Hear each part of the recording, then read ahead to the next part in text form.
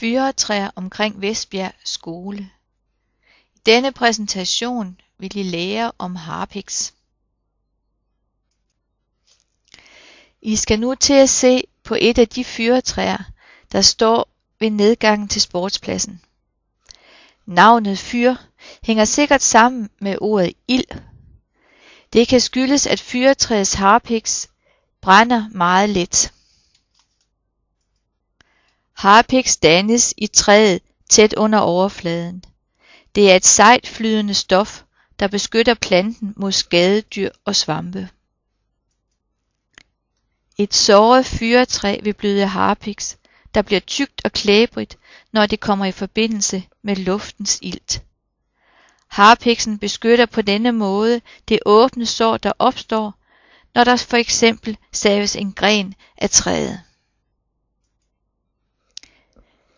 Det er ikke kun træet, der selv får glæde af harpiksen. I Nordsverige bruger folk stadig frisk harpiks til at lægge på et sår, der er gået infektion i. For 75 millioner år siden kan en dinosaur have skadet et træ. Træet begyndte at bløde harpiks. Noget af harpiksen er måske faldet ned i skovbunden og er størknet.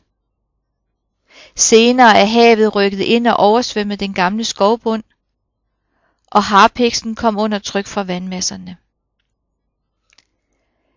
Harpiks blev til rav. I dag skyller havet af og til ravet op på stranden.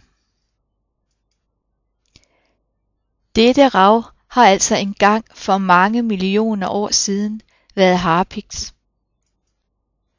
Sæt din iPod på pause og find alle de steder på træet, hvor der er harpiks.